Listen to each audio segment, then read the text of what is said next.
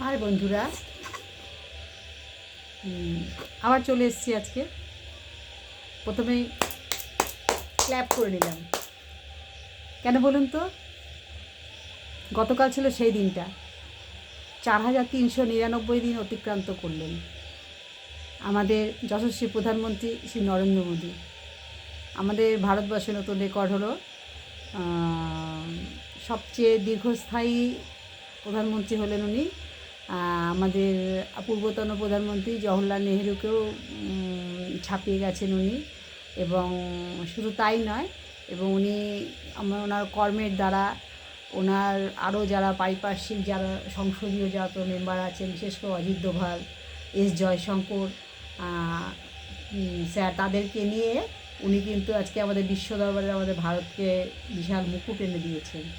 মানে আমেরিকার মতন দেশও আজকে ভারতবর্ষকে ভয় পাচ্ছে বলেই আজকে নানা রকম চক্রান্তগুলো করছে।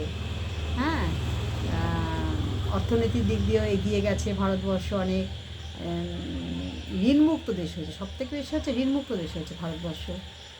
এই জন্য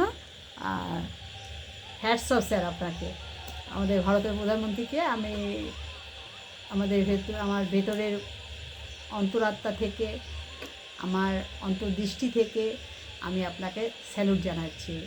আপনারাও আশা করি আমার সঙ্গে একমত হবেন। নমস্কার, শুভরাত্রি জানাচ্ছি, শেষ করছি।